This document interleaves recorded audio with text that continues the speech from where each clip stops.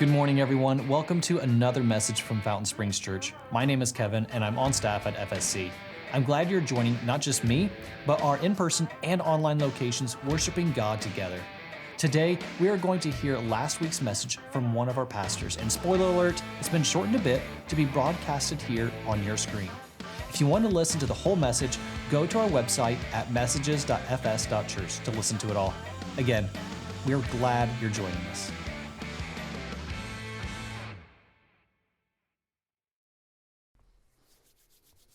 Hey, everybody. Hi, everyone at East. And if you're watching on TV, I got a message the other day. Someone took a picture of a TV that they were watching, and that person was in Sheridan, Wyoming. And so for those of you in Sheridan, Wyoming, I can't imagine what the weather might be like today, but glad you're tuning in. Watch it online. Awesome. We have been in a series not about food, to some of your dismay. You're like, that we were going to pass around sugar cookies and just enjoy our time together. What we're talking about is the stuff, though, that you want. The things in your life and my life that, like, we want it at a level that sometimes we let it, whatever it is, or them, whoever they are, we let them lead us. They make decisions for us. They become our authority. So you might have something in your life that's doing that shouldn't, and God should. We are obsessed with maximizing every area of our life. We live in a culture right now, our trend, our stream, what you and I sit in, we are taught from an early age that whatever opportunity you have coming your way, whatever, like if it pops up, if it's for you and you get a chance to be in it, do it, have it, you should. That's why anytime, even at a restaurant, like, do you want a refill? Yeah. I don't know if I'm going to drink it, but yes. If you ever want, someone says, do you want this? It's free. Yeah, I don't care what it is. I'll put it in the garage if I have to. But see, that has leaked itself all over our lives to where we have now become, I would say, obsessed with this. And so many of our calendars and our stresses and our emotions are because you and I feel a pressure that you have to if you can. And we're like, what do I do about this? I mean, this is a big deal. It leads to an idol, and then I'm going to describe this. The idol of what I would call maximizing. I know that seems weird, because in good leadership, you're told, right? Good leadership, you should maximize the what? The potential of whatever. But when it becomes an idol of maximizing life becomes all about opportunities and potential. It becomes all about that. To where many of us are raised, especially we even raise our kids this way, that if someone grants you an opportunity, if you can, you'd be dumb for not doing that.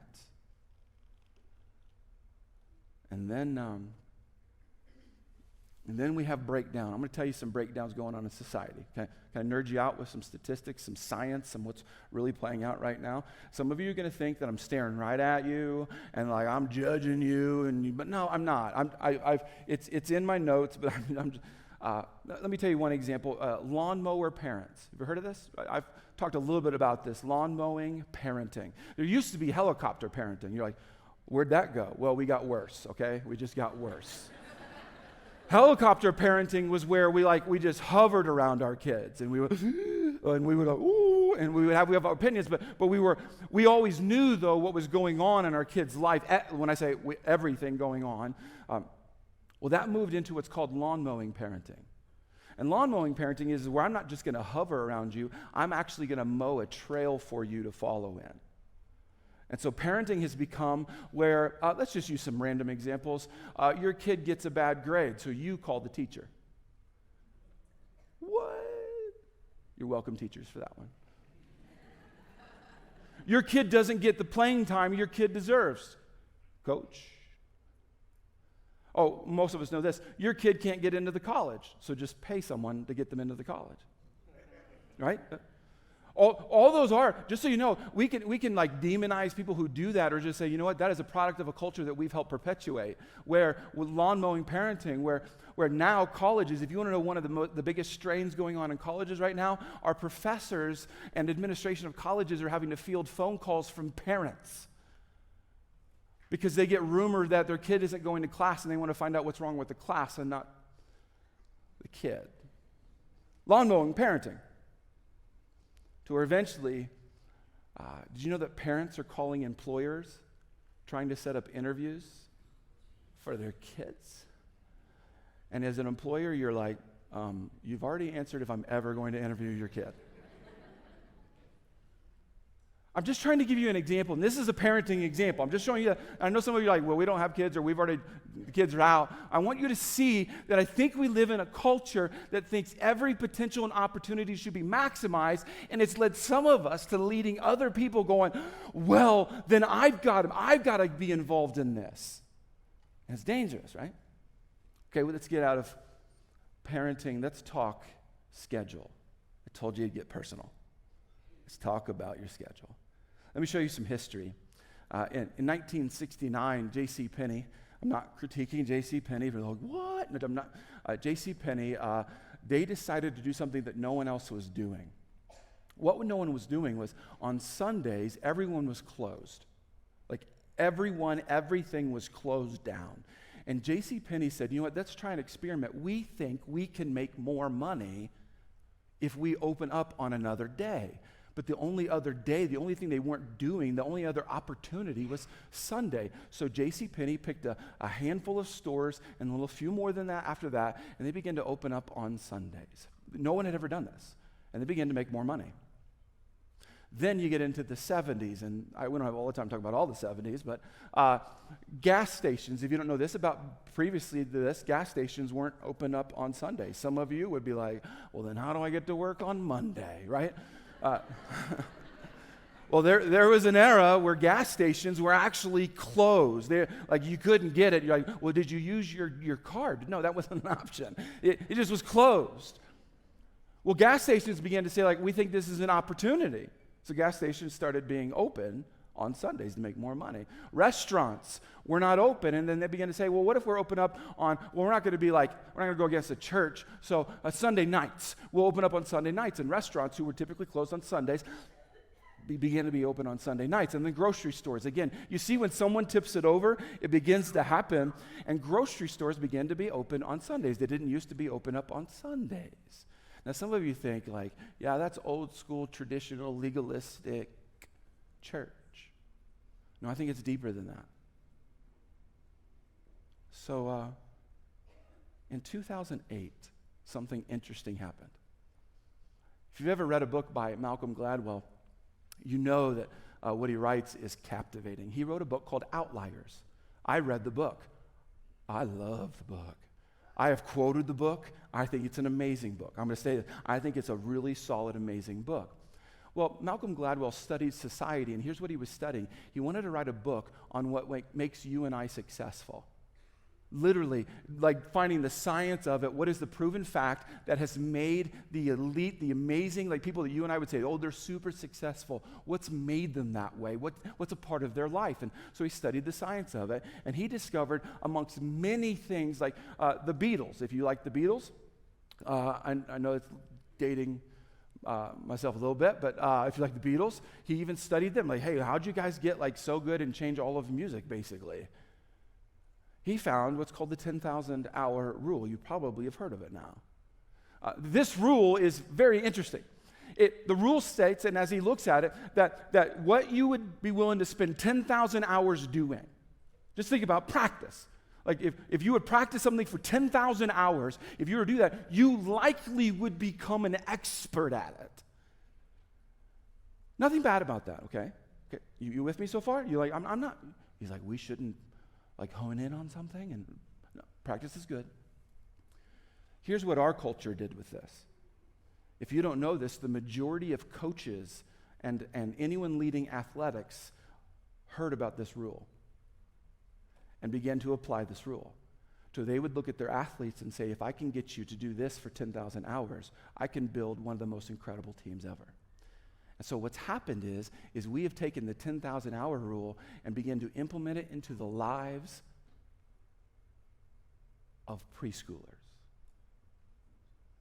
And what we have begun to be obsessed with is how can I make you an elite athlete? And so now, if you don't know this, many students have been steered by parents, athletic directors, and coaches, and people who know about how to make it. They've been steering kids into becoming one-sport kids. I'm not critiquing you if you've done this. I'm just telling you history. We've begun to steer kids into being, don't play the other sports that I know you have fun and your friends do it, and that would be a blast. But you've shown some potential, so we got to get you into the 10,000-hour stream here. So you need to quit all the other sports. You need to play year-round and play this one sport. Now you're like, yeah, and what that's done is it's made athletes become elite. We're seeing better performances from athletes than we've ever seen before. At a cost. Kids are quitting sports like they've never quit sports. If you don't know this about the current trend, there are fewer kids playing sports now than there used to be. It is on a decline because they're becoming bored with the same sport that they've had to play over and over. It lost its fun. It's now become a job, and they're 14 years old. Now their weekends are full of traveling to different places, trying to win championships, and they're being taught that if you win enough championships, you might be able to get a Division I scholarship. And if you get a Division I scholarship, you get to go to college for free. And when you get done with college, yes, you really won't know what to do with your life, but you'll have gotten it for free.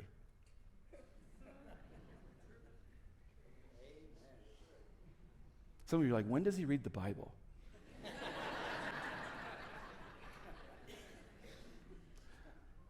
Because before I can read to you what the Bible says about this, I think we all needed to admit, at least somewhere in our emotions right now, say maybe what we're doing isn't the right way. The level of injuries happening to kids nowadays is skyrocketing.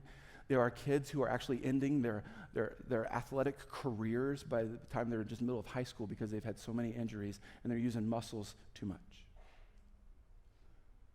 What if for the sake of optimizing and taking care of every opportunity we have, when your kid showed promise throwing a baseball when they were 5 and you're like, Major League Baseball?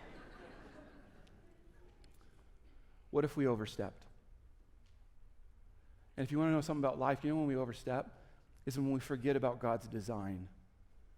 If you and I just follow God's design, it will protect us from overstepping and over-leveraging certain situations. And so does God speak about this? Does he talk about the idea that maybe you're going to have an opportunity that you say no to? Maybe you're going to have some potential opportunities in your life that you might say, that sounds awesome. But no. He does talk about it. Let me take you to the Bible. Genesis chapter 2. So the creation of the heavens and the earth and everything in them was completed. On the 7th day, God had finished his work of creation. So he rested from all his work.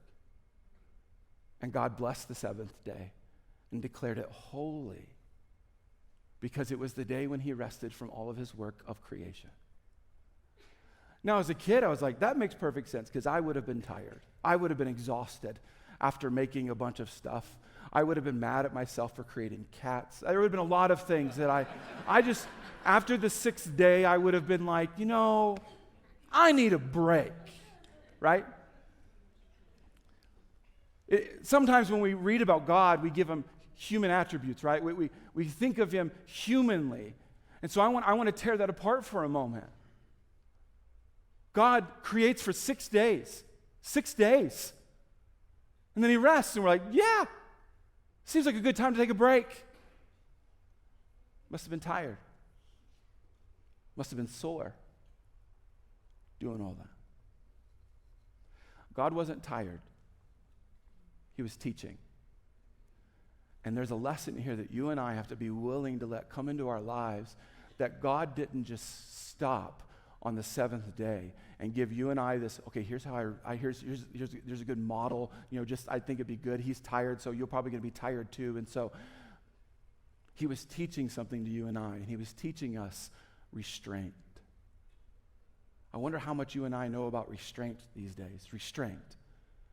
If you don't, here's the definition of restraint: refraining from doing everything you have the power to do. At least this is a sermon for me, okay? Refraining from doing everything you possibly can do.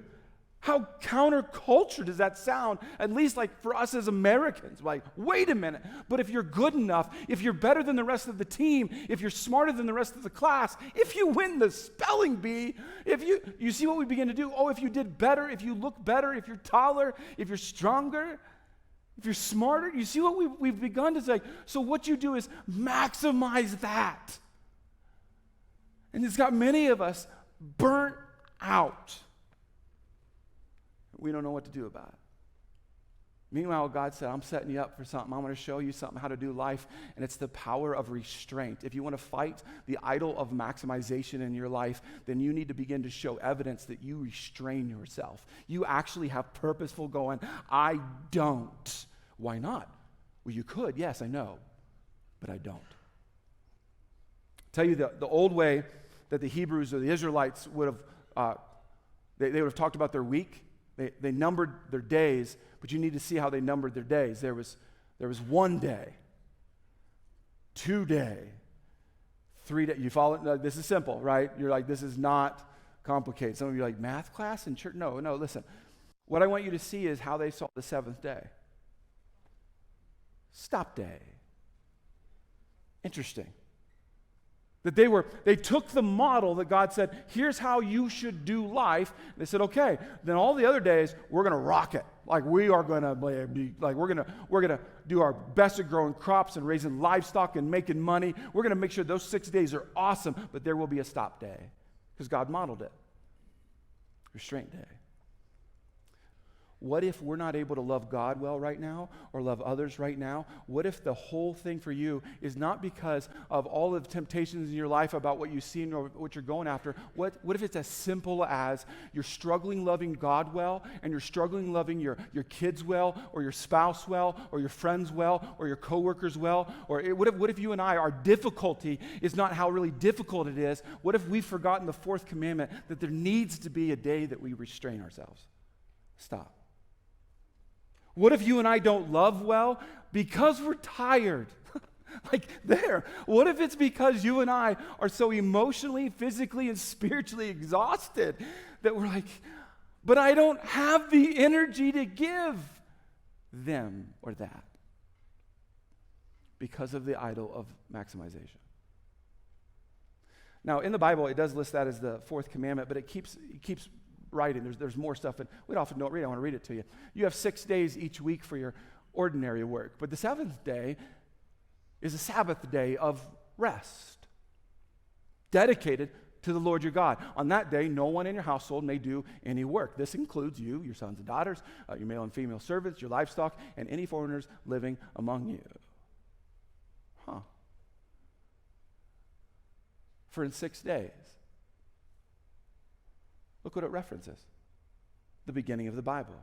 I'll teach you this over and over. If you want to know what God wants in your life for relationships and how to do life, go to what God originally intended. For in 6 days the Lord made the heavens, the earth, the sea, and everything in them, but on the seventh day he rested. That is why the Lord blessed the Sabbath day and set it apart as holy. Let me make some conclusions here. I want to show you 3 words. I want you to see the connection between the two because this is hugely significant. Rest, restraint, and holy. If you'll read the Bible often enough, you'll learn that the Bible has called you and I to live holy.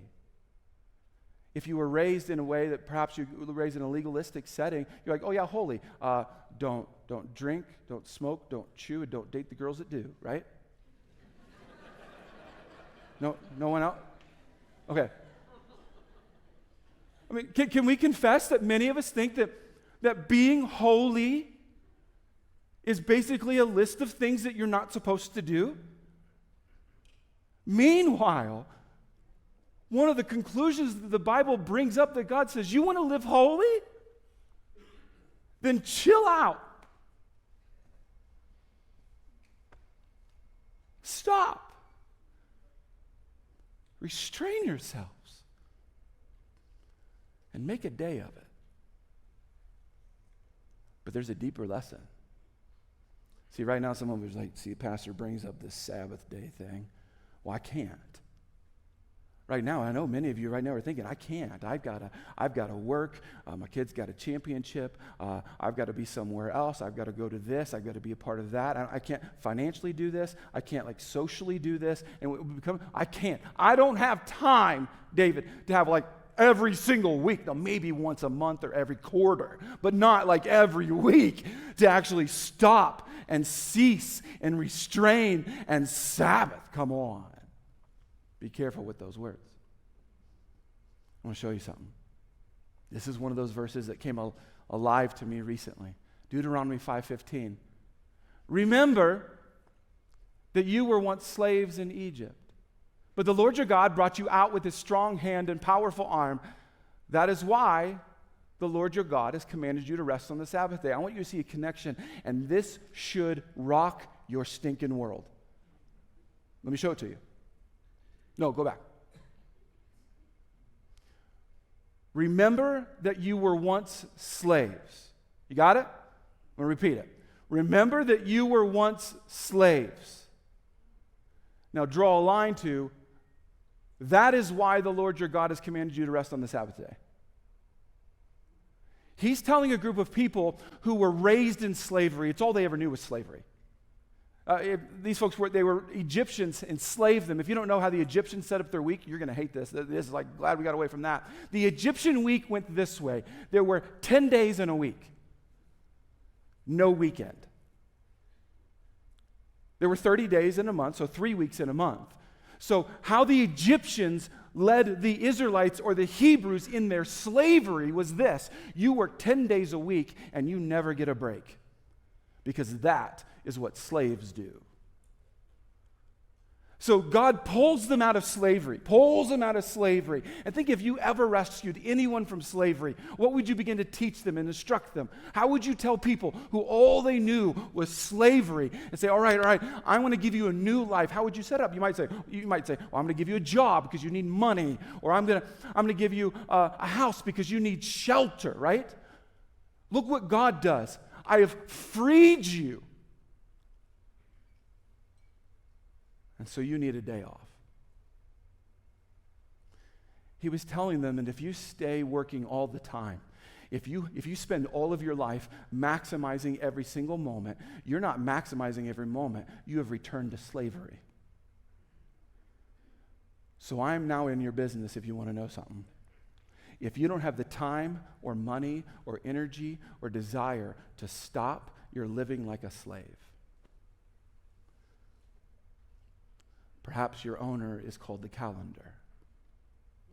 Perhaps your owner is called your child's giftedness. Do you see what we're doing? The same thing that was done years ago, and God says as a blessing, you're no longer going to do the 10-day work week. You're going to do what I set up. You're going to work 6 days a week. And then I'm going to leave you with a day that you just stop.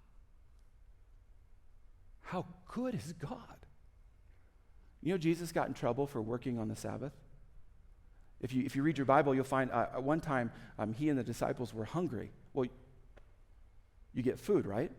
So they went actually picked some corn to cook the corn. And religious leaders saw them picking corn, saying, how dare you work on the Sabbath? And he's like, I think you've missed the point. Another time, Jesus healed a guy on the Sabbath and got in trouble from religious leaders going, why were you working on the Sabbath? So what do? I want to teach you how very quickly. This will not take very long. So Jesus came this way. Jesus said, come to me, all of you who are weary and carry heavy burdens, and I will give you rest. Take my yoke upon you. Let me teach you, because I am humble and gentle at heart, and you will find rest for your souls. For my yoke is easy to bear, and the burden I give you is light. Jesus came to carry your burdens. He would love to carry the weight that you and I are trying to carry ourselves, typically on the weekends or in the evenings. So before I show you what Sabbath actually is and what we can do about it, one final check. If rest is a luxury, maximizing is your idol.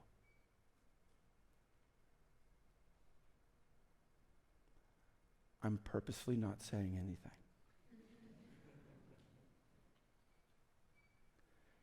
If to you rest is someday down the road, that's called making it a luxury. If to you, you don't make enough money to rest, you've made this a luxury. And God never said the Sabbath was a luxury. Oftentimes we talk about being a follower of Jesus as a disciple, right? Discipleship. Other people use the word apprenticeship, and I want to show you something. I thought this was a good quote. One of the key tasks of our apprenticeship to Jesus, our discipleship to Jesus, our relationship to Jesus, is living both our potential and our limitations.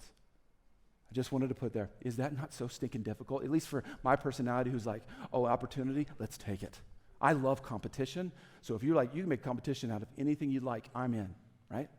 And many of us wrestle with this, and so we're burning out. So let's not do this. So let me teach you a little bit about Sabbath if you don't know this. I'm going to try to keep us from being legalistic about it, but also like saying, I can't get there. Sabbath, we stop producing and we rest in God's presence. Now, you should know enough about God now, if you don't, that God is everywhere. You do not have to be, and this is a pastor saying this, the only place God exists is not inside of a church building. But he does show up. When you get asked, how you doing? How's life going? If it was a relaxing week, do you say it? Most likely no. How was your week? I mean, super relaxing. Like, we just chilled. Like, it was, man, I hardly did anything this week. Reflect. Every Sabbath, you should spend time reflecting on the previous week and the week to come. What's in your heart? What's in your mind? Write it out if you need to. Record it however you want to record it. Speak it to a friend. Be in a group and say, hey, I just need to reflect on what's going on in my life. That is actually a holy act to reflect. Also on the Sabbath, relationships should be a priority. Relationship with God, but did you know with others as well? That a part of your Sabbath and my Sabbath should be where we eat together. I grew up where regularly lunch was with someone else. If you wonder, like, is that what just church people do? No, in part, the original intent was that we would spend time with each other because we need each other.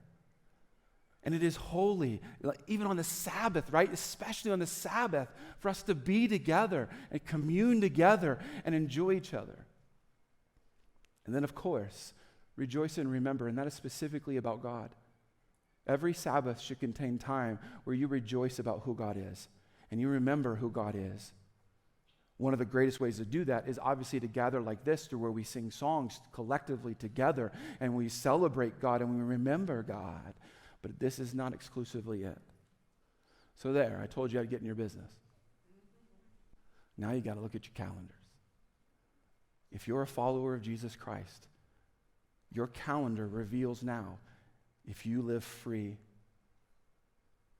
or as a slave.